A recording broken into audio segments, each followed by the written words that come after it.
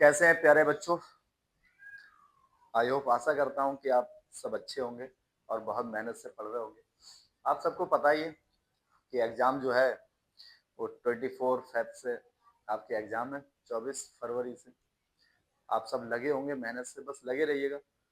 मौसम खराब हो तब भी लगे रहिए, मौसम अच्छा है तब तो लगे ही रहिए।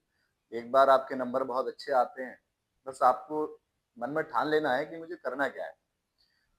एक बड़े सपने का टारगेट बनाइए और फिर मेहनत से लग जाइए, आपका मन भी लगेगा और कोशिश मत हारिए।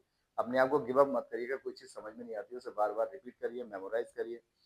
कुछ नहीं आता है तो हमें कमेंट करिए, मैसेज करिए, हम आपको उसका कोई सॉल्यूशन, कुछ हल, कुछ चीज़ें कुछ प्रोवाइड कराएँगे, कुछ पढ़ाएँगे और उसको क्या करेंगे, आसान बनाएँगे। तो आप सब लोग बहुत समझदार हैं, 12th क्लास तो बहुत समझदार होता है। मैं आप सबको पढ़ा चुका था, मैंने आपको पढ़ाया था क्वांटीकरणता या परमाणुता। पहला चैप्टर चल रहा था वैद्युत क्षेत्र एवं वैद्युत क्षेत्र की वैद्युत क्षेत्र वैद्युत क्षेत्र एवं आवेश, वैद्युत आवेश। इसमें हमने पढ़ाया था क्वांटीकरणता या परमाणुता, क्वांटिज्म जिसे कहते हैं। किसी आवेशित वस्तु पर जो आवेश होता है वो मूल आवेश का पूर्ण गुणज होता है, ये पढ़ाया था। किसी आवेशित वस्तु पर जो आवेश होता है वो मूल आवेश का पूर्ण गुणज होता है। इसके बारे में मिलिकन नामक वैज्ञानिक ने बताया था। और नौने पौने नहीं होता है, यानी 1 गुना होगा, 2 गुना होगा। मूल आवेश मतलब ई, तो ई का 1 गुना, 2 गुना, 3 गुना, 4 गुना, यानी कि कोई भी नंबर होगा तो नंबर को एन से लिखते हैं तो फार्मूला बन जाता है Q इक्वल टू एन। आपको बताइए जहाँ एन क्या होता है, आवेश की संख्या, इलेक्ट्रॉनों की संख्या हो सकती है। ई क्या होता है, मूल आवेश जिसकी वैल्यू 1.6 इंटू 10⁻⁹ कूलाम होती है। इसके बाद मैंने आपको पढ़ाया था आवेश। आवेश किसी वस्तु का वह गुण है जिसके कारण वैद्युत क्षेत्र, चुंबकीय क्षेत्र उत्पन्न होता है। ये दूसरी डेफिनेशन से बताई थी, किन्हीं दो इलेक्ट्रॉनों या दो प्रोटॉनों के बीच एक प्रतिकर्षण बल कार्य करता है, किंतु एक इलेक्ट्रॉन प्रोटॉन के बीच आकर्षण बल कार्य करता है। मूल कणों के इसी गुण को हम आवेश कहते हैं। मूल कणों के बारे में मैंने तुम्हें बताया था कि हमारे दो तरह के कण होते हैं, परमाणु में अस्थायी कण और स्थायी कण। जो स्थायी कण उन्हीं को हम मूल कण कहते हैं, जैसे इलेक्ट्रॉन, प्रोटॉन, न्यूट्रॉन होते हैं। अस्थायी कण हम पढ़ते ही नहीं, motion, positron, anti neutron, neutron हो, तो ये थोड़ा सा ज्यादा डेप्थ में चले जाते हैं। इसके बाद मैंने बताया था, हाँ, इसे क्यू से व्यक्त करते हैं। एसआई प्रणाली में इसका मात्रक कूलाम होता है, सीजीएस प्रणाली में इसका मात्रक कूलाम स्टेट या ईएस इलेक्ट्रोस्टैटिक यूनिट होता है। फिर मैंने बताया था आपको कूलाम का नियम। कूलाम का नियम बताया था, किन्हीं दो स्तर बिंदु आवेशों के बीच लगने वाले आकर्षण या प्रतिकर्षण बल को वैद्युत बल कहते हैं। इसका मान दोनों आवेशों के गुणनफल के अनुक्रमानुपाती तथा बीच की दूरी के वर्ग के व्युत्क्रमानुपाती होता है। यदि दो आवेश Q1 Q2 है और उनके बीच की दूरी r है तो हम कह सकते हैं, अर्थात F समानुपाती Q1 Q2 अपॉन, तो F समानुपाती Q1 Q2, F समानुपाती 1/r²। दो जगह F है, एक जगह आएगा, समीकरण 1 2 मान लेंगे, और दो जगह F एक जगह आएगा। समानुपाती Q1 Q2 अपॉन r², समानुपाती का निशान हटाएंगे, बराबर का निशान आएगा, एक कांस्टेंट पद आएगा। कांस्टेंट पद होता है 1/4πε0 Q1 Q2 अपॉन r²। ये तब आता है जब दोनों आवेशों के बीच में निर्वात या वायु होती है। लेकिन जब कोई पदार्थ भरा हो और उसका परावर्तनांक k हो तो फार्मूला हो जाता है F equal to 1/4πε0 k Q1 Q2 upon r²। आप जानते हो Q1 पहले आवेश का चार्ज है, Q2 दूसरे आवेश मतलब दूसरे वाली वस्तु का चार्ज है, दूसरा वाला चार्ज है, r उन दोनों आवेशों के बीच की दूरी, डिस्टेंस। 1/4πε एक नेतांक होता है जिसकी वैल्यू 9 गुणा 10⁻9 न्यूटन मीटर स्क्वायर प्रति कूलाम स्क्वायर होती है। अब बल है तो सदिश राशि होगी, ऑब्वियसली सीधी सी बात है। दूसरा ये था कि जहाँ एप्सिलॉन नॉट क्या होती है, निर्वात की वैद्युतशीलता होती है। इसकी वैल्यू 8.85 इंटू 10⁻12 कूलाम स्क्वायर प्रति न्यूटन मीटर स्क्वायर होती है। तो ये हमने सब आपको बता दिया था। इससे आगे हम थोड़ी सी बात करते हैं कि क्या है। चलिए बात करेंगे आगे की।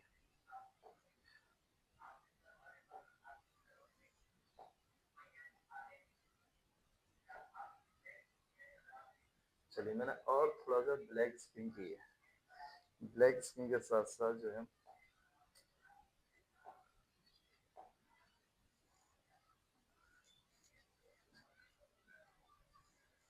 इसके बाद हेडिंग आता है वैद्युत क्षेत्र। वैद्युत क्षेत्र इंग्लिश में बोलते हैं इलेक्ट्रिक फील्ड। इलेक्ट्रिक फील्ड कहते हैं वैद्युत क्षेत्र। वैद्युत क्षेत्र क्या होता है? वैद्युत क्षेत्र वो होता है किसी आवेश के चारों ओर का वह क्षेत्र। जैसे कोई आवेश है, मान लो कोई एक बिंदु आवेश रखा है, इसके चारों ओर एक क्या उत्पन्न हो गया? एक क्षेत्र उत्पन्न हो गया। और इसमें हम क्या रखते हैं? एक परीक्षण आवेश रखते हैं। मान लो कोई भी परीक्षण आवेश को हम कहते हैं क्यू नॉट, इसे कहते हैं टेस्ट चार्ज परीक्षण आवेश। इसे आवेश या बिंदु आवेश कहते हैं, इसे परीक्षण आवेश कहते हैं। तो जब किसी आवेश के चारों ओर के क्षेत्र में या किसी आवेश के चारों ओर का वह क्षेत्र जिसमें कोई अन्य आवेश रखा जाए या परीक्षण आवेश रखा जाए, अन्य आवेश या परीक्षण आवेश रखा जाता है, तो इनके बीच में क्या लगेगा? बल लगेगा। अगर मान लो यहाँ तक रख रहा हूं तो इस पर बल लग रहा है, लेकिन जैसे इससे बाहर रख रहा हूं तो कोई बल नहीं लग रहा है। तो सीधी सीधी ये डेफिनेशन हो गई, किसी आवेश के चारों ओर का वह क्षेत्र जिसमें कोई परीक्षण आवेश रखा जाता है या अन्य आवेश रखा जाता है, तो उससे एक प्रकार का बल कार्य करता है। कौन सा बल? वैद्युत बल। वैद्युत बल कार्य करता है, उसी क्षेत्र को हम वैद्युत क्षेत्र कहते हैं। मान लो इससे हमने बाहर रखा तो इसमें बल नहीं लग रहा है, तो ये वैद्युत क्षेत्र नहीं होगा। वैद्युत क्षेत्र वहीं तक होगा जहां तक मैं कोई आवेश रख रहा हूँ, वहां तक कोई वर्क बल कार्य लग रहा है।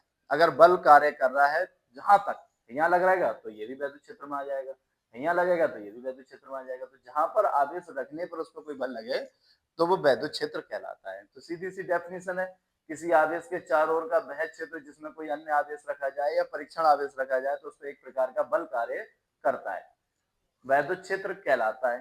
क्या कहलाता है? वैद्युत क्षेत्र। वैद्युत क्षेत्र को भी ई से लिखते हैं और वैद्युत क्षेत्र की तीव्रता को भी ई से लिखते हैं, अभी बताएंगे आपको। किसी आवेश के चारों ओर का वह क्षेत्र जिसमें कोई परीक्षण आवेश रखा जाए, उस पर एक प्रकार का बल कार्य करता है, वैद्युत क्षेत्र कहलाता है। सीधी सी बात है, किसी आवेश के चारों ओर का वह क्षेत्र जिसमें कोई अन्य आवेश या परीक्षण आवेश रखा जाता है, उस पर एक प्रकार का बल कार्य करता है, वैद्युत क्षेत्र कहलाता है। इसके बाद आता है आपका, मुझे लगता है याद हो गया होगा आप लोगों को,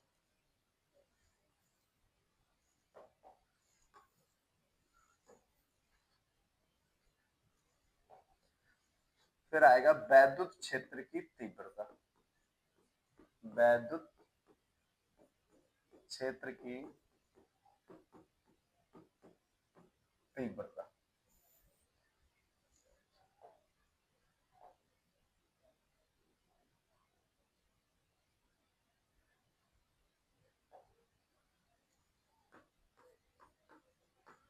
इंटेंसिटी ऑफ इलेक्ट्रिक फील्ड। इससे वैद्युत क्षेत्र को इलेक्ट्रिक फील्ड कहते हैं और तीव्रता को इंटेंसिटी कहते हैं। कहते हैं तुम्हारी इंटेंसिटी क्या है, तुम्हारी तीव्रता क्या है। बड़ा सिंपल है इसकी डेफिनेशन। इसका फार्मूला होता है, इसे ई से व्यक्त करते हैं, ई बराबर F upon Q not. Q naught होता है परीक्षण आवेश या अन्य आवेश भी कह सकते हैं। कोई एक वैद्युत क्षेत्र लिया, इस वैद्युत क्षेत्र में क्या रखा है? एक परीक्षण आवेश। अब ये वैद्युत क्षेत्र है तो किसी न किसी आवेश से ही तो उत्पन्न हुआ होगा, सीधी सी बात है। तो हम इसको क्या कर रहे हैं? दिखा नहीं रहे, लेकिन वैद्युत क्षेत्र उत्पन्न ही किससे होता है? आवेश से होता है। तो हमने बताया था कि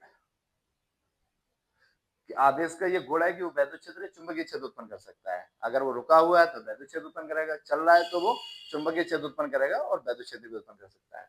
लेकिन रुका हुआ हमेशा वैद्युत क्षेत्र उत्पन्न करता है। तो किसी आवेश के चारों ओर वह क्षेत्र वैद्युत क्षेत्र कहलाता है, तो ये वैद्युत क्षेत्र है। अब वैद्युत क्षेत्र में हमने क्या रखा है? एक परीक्षण आवेश। अब मान लो यहाँ पर थोड़ी देर आवेश से ही तो उत्पन्न हुआ है वैद्युत क्षेत्र, तो यहाँ पर आवेश अगर रखा है तो इस पर ये क्या लगाएगा? एक तरह का बल लगाएगा।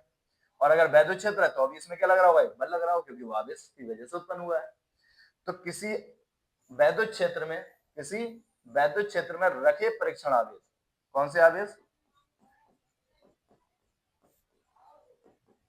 परीक्षण आवेश। इसे क्या कहते हैं? परीक्षण। किसी वैद्युत क्षेत्र में रखे परीक्षण आवेश तथा उस पर लगने वाला बल, तथा उस पर लगने वाला बल और परीक्षण आवेश के अनुपात को, इस बटे को हम कहते हैं बच्चों रेशियो, या हम बोलते हैं अनुपात। कौन सा पात? अनुपात। किसी परीक्षण आवेश पर, कौन से? वैद्युत क्षेत्र में, किसी वैद्युत क्षेत्र में रखे परीक्षण आवेश पर लगने वाला बल तथा परीक्षण आवेश के अनुपात को वैद्युत क्षेत्र की तीव्रता कहते हैं। इसे ई से व्यक्त करते हैं। इसका फार्मूला ई बराबर एफ अपॉन क्यू नॉट होता है। इसका एसआई मात्रक, कौन सा मात्रक? एसआई मात्रक न्यूटन प्रति कूलाम होता है। इसका एसआई मात्रक न्यूटन प्रति कूलाम होता है। किसी किसी वैद्युत क्षेत्र में रखे परीक्षण आवेश पर लगने वाला बल तथा परीक्षण आवेश के अनुपात को वैद्युत क्षेत्र की तीव्रता कहते हैं, इंटेंसिटी ऑफ इलेक्ट्रिक फील्ड। इसका एसआई मात्रक न्यूटन प्रति कूलाम होता है और सीजीएस में इसका मात्रक डाइन पर D4 डाइन, और कूलाम का मात्रक क्या होता है, ईएसयू, कूलाम स्टेट, कूलाम स्टेट। तो आप ये भी कह सकते हैं। तो आप केवल याद रखिए न्यूटन प्रति कूलाम होता है। क्या होता है, न्यूटन प्रति कूलाम होता है। बाकी आप धीरे धीरे सीख जाएंगे। अभी तो आप 12th पे थोड़ा सा कॉन्सेंट्रेट करिए कि 12th में नंबर आपके अच्छे आ जाए, बस ये होता है। अगर आपके नंबर अच्छे आ जाते हैं तो आप स्कॉलरशिप बेस बहुत अच्छे से पढ़ सकते हो। बहुत सारी चीजें हैं, बहुत दिक्कतें दूर हो जाती हैं। गर्ल्स के लिए पढ़ाई बहुत आसान हो जाती है अगर आपके नंबर बहुत अच्छे हैं। बॉयज के लिए भी अच्छी होती है, लेकिन जो पढ़ेगा उसी के लिए अच्छी होगी, सीधी सी बात है। तो आपको थोड़ा सा लगना पड़ेगा मेरे साथ बोलने की प्रैक्टिस करेंगे। आप अकेले रूम में बंद हो जाइए और बोलने की प्रैक्टिस करोगे तो आपको मेरी तरह याद होगा। सीधी सी बात कि वैद्युत क्षेत्र क्या होता है, किसी आवेश के चारों ओर का वह क्षेत्र, किसी बिंदु आवेश के चारों ओर का वह क्षेत्र जिसके कारण एक जिसमें कोई अन्य आवेश रखा जाए, परीक्षण आवेश रखा जाए, तो उस पर एक प्रकार का बल कार्य करता है, इसे वैद्युत क्षेत्र कहते हैं। फिर आता है वैद्युत क्षेत्र की तीव्रता। वैद्युत क्षेत्र की तीव्रता किसी वैद्युत क्षेत्र में रखे परीक्षण आवेश पर लगने वाला बल तथा परीक्षण आवेश के अनुपात को, किसी वैद्युत क्षेत्र में रखे परीक्षण आवेश पर लगने वाला बल तथा परीक्षण आवेश के अनुपात को वैद्युत क्षेत्र की तीव्रता कहते हैं। इसे ई से व्यक्त करते हैं। इसका फार्मूला ई बराबर एफ अपॉन क्यू नॉट होता है। इसका मात्रा न्यूटन प्रति कूलाम होता है। क्या होता है, न्यूटन प्रति कूलाम होता है। तो मुझे लगता है, और ये एक सदिश राशि होती है, वेक्टर क्वांटिटी, क्योंकि इसमें एक दिशा होती है। तो ये कैसी राशि है, सदिश राशि, वेक्टर क्वांटिटी है। कैसी राशि है, सदिश राशि है। तो मुझे लगता है ये याद हो गया होगा आपको।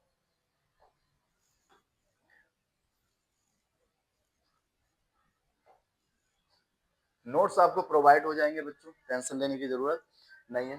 फिर आता है आपका वैद्युत क्षेत्र हो गया। वैद्युत क्षेत्र की तीव्रता हो गई। वैद्युत बल रेखाओं के गुण, वैद्युत बल रेखाओं के गुण,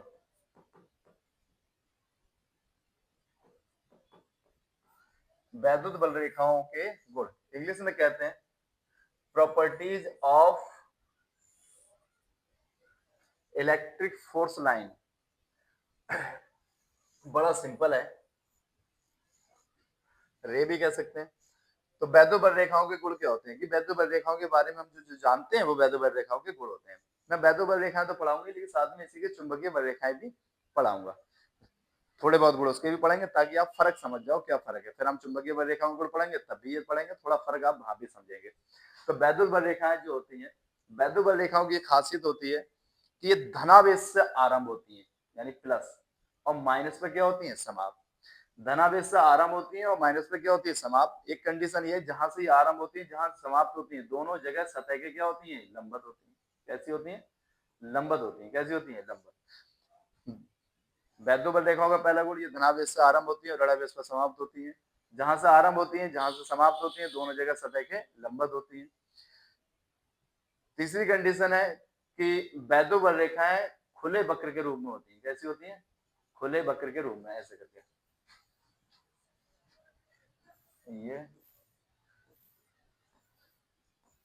खुले वक्र के रूप में होती है। कैसी होती है, खुले वक्र के रूप में। वैद्युत बल रेखाएं खुले वक्र के रूप में होती है और चुंबकीय बल रेखाएं बंद वक्र के रूप में होती है। चुंबकीय बल रेखा आपने ऐसे देखा होगा, एक नॉर्थ से रहा होगा, एक साउथ होगा, ये ऐसे आई है।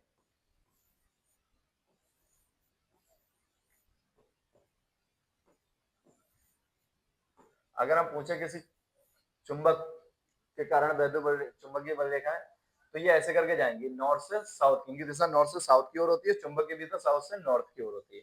ये खासियत है। ये अभी क्वेश्चन भी आया था आपका, रेलवे के एग्जाम में क्वेश्चन पूछा गया था कि वैद्युत बल रेखाएं, वो चुंबकीय बल रेखाओं की दिशा चुंबक के भीतर कैसे होती है। सीधी बात है, जब बाहर जाएंगे तो नॉर्थ से साउथ की ओर जाएंगे, अंदर जाएंगे तो साउथ से नॉर्थ की ओर जाएंगे। अभी आप रखिए कि वैद्युत बल रेखाएं खुले वक्र के रूप में होती है, ओपन कर्व होती है। कैसी होती है, ओपन कर्व। ये वैद्युत बल रेखाएं जो है वो खुले वक्र के रूप में होती है, और ये वो खुले वक्र के और ये बंद वक्र के रूप में होती है। एक बार वैद्युत बल रेखाओं की कंडीशन है कि वैद्युत बल रेखाएं परस्पर एक दूसरे को कभी नहीं काटती। वैद्युत बल रेखाएं ऐसे नहीं है, एक इधर से आएगी और एक इधर से आई और एक इधर से आई, ये इधर से गई और ये इधर से गई, मान लो काट दें। अगर ये काटेंगे तो इसकी दो दिशाएं हो जाएंगी, जबकि वैद्युत क्षेत्र की केवल एक ही दिशा होती है, जो कि संभव है ही नहीं कि दो दिशाएं हो। दिशा क्या होगी, ये होगी। वैद्युत क्षेत्र की दिशा क्या होती है? किसी चुंबकीय क्षेत्र के किसी एक बिंदु पर खींची गई काल्पनिक रेखा उसके वैद्युत क्षेत्र की दिशा को व्यक्त करती है। वैद्युत क्षेत्र की दिशा को क्या करती है? व्यक्त करती है। किसी वैद्युत क्षेत्र के किसी एक बिंदु पर, वैद्युत क्षेत्र के किसी एक बिंदु पर खींची गई काल्पनिक रेखा, कैसी रेखा? काल्पनिक रेखा वैद्युत क्षेत्र की दिशा को व्यक्त करती है। वैद्युत क्षेत्र की दिशा होगी, दिशा है इसलिए कैसी राशि है? ये सदिश राशि है, वेक्टर क्वांटिटीज है। कैसी राशि है? Vector quantities. तो वैद्युत बल रेखाएं परस्पर एक दूसरे को कभी नहीं काटती, यदि काटेंगे तो इसकी दो दिशाएं होंगी जो कि संभव नहीं है। तो मैंने कई गुण बता दिए? मैंने दो बताए। धनावेश से आरंभ होती है, ऋणावेश पर समाप्त होती है। जहां से आरंभ होती है, जहां समाप्त होती है, दोनों जगह सतह के लंबवत होती है। वैद्युत बल रेखाएं खुले वक्र के रूप में होती है, जबकि चुंबकीय बल रेखाएं बंद वक्र के रूप में होती है। वैद्युत बल रेखाएं परस्पर कभी एक दूसरे को नहीं काटती, यदि काटेंगे तो इसकी दो दिशाएं होंगी जो कि संभव नहीं है। वैद्युत क्षेत्र के किसी एक बिंदु पर खींची गई स्पर्श रेखा वैद्युत क्षेत्र की दिशा को व्यक्त करती है। वैद्युत क्षेत्र के किसी बिंदु पर खींची गई स्पर्श रेखा वैद्युत क्षेत्र की दिशा को व्यक्त करती है। आखिर वैद्युत बल रेखा है क्या? ये बात रहेगी। वैद्युत बल रेखा होती है जब किसी इलेक्ट्रॉन को या किसी आवेश को स्वतंत्रता पूर्वक वैद्युत क्षेत्र में छोड़ दिया जाए, किसी इलेक्ट्रॉन को वैद्युत क्षेत्र में स्वतंत्रता पूर्वक छोड़ दिया जाए तो वह जिस मार्ग पर गति करती है, जिस मार्ग पर भी गति करेगी वो उसकी वैद्युत बल रेखा कहलाती है। क्या कहलाती है? जब किसी आवेश को स्वतंत्रता पूर्वक किसी वैद्युत क्षेत्र में छोड़ दिया जाए या किसी इलेक्ट्रॉन को वैद्युत क्षेत्र में स्वतंत्रता पूर्वक छोड़ दिया जाता है तो वह जिस मार्ग पर, जिस पाथ पर, जिस पथ पर गति करता है उसकी वैद्युत बल रेखा कहलाती है। क्या कहलाती है? वैद्युत बल रेखाएं। वैद्युत बल रेखाओं के गुण ये होते हैं कि वो धनावेश से आरंभ होती है, ऋणावेश पर समाप्त होती है। जहां से आरंभ होती है, जहां पर समाप्त होती है, दोनों जगह सतह के लंबवत होती हैं। वैद्युत बल रेखाएं खुले वक्र के रूप में होती हैं। वैद्युत बल रेखाएं कभी एक दूसरे को नहीं काटती, यदि काटेंगे तो इसकी दो दिशाएं होंगी जो कि संभव नहीं है। वैद्युत बल रेखाएं वैद्युत क्षेत्र के किसी बिंदु पर खींची गई इस रेखा वैद्युत क्षेत्र की दिशा को व्यक्त करती है। समझ में आया? तो मुझे लगता है काफी हद तक आपको समझ में आ रहा होगा। नोट्स की बात है तो मैंने कहा नहीं, वो लिख के दे दिए जाएंगे। समझ में आया? मेरे साथ बोलेंगे तो आपको तुरंत याद हो जाएगा, आप खुद भी लिख सकते हैं, ज्यादा इशू है ही नहीं। इसके बाद आपका आता है,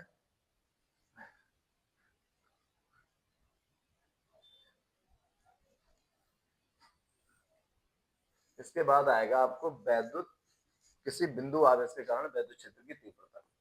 किसी बिंदु आवेश के कारण